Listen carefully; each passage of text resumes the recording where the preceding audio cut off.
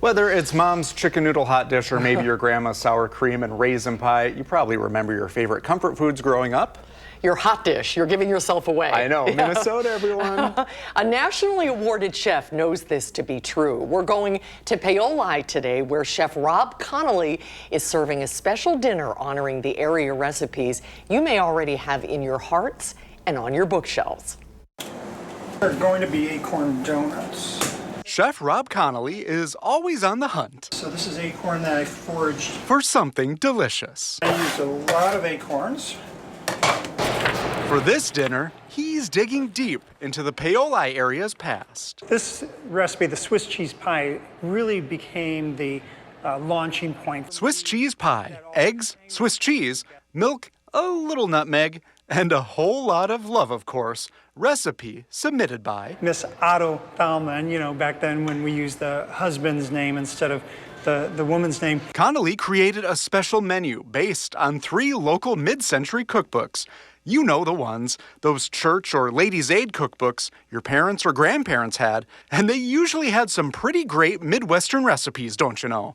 Well, mostly. In the 50s, 60s, they love pineapple, canned pineapple, whatever flavored Jell-O, and then all of a sudden tuna fish will be in there. I'm Chef Rob Connolly. No tuna Jell-O surprise tonight, unfortunately.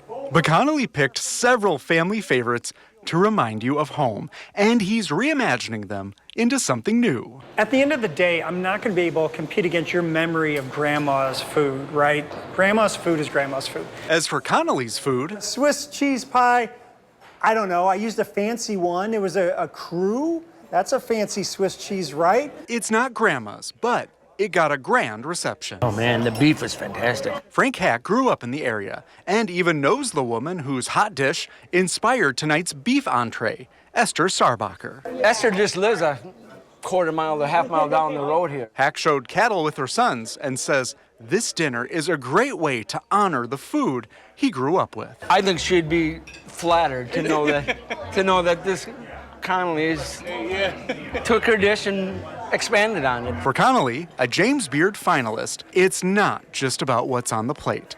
A sort of food historian, he wants to tell a story about what makes Paoli's cuisine special to give you a roadmap to the past. There's comfort there.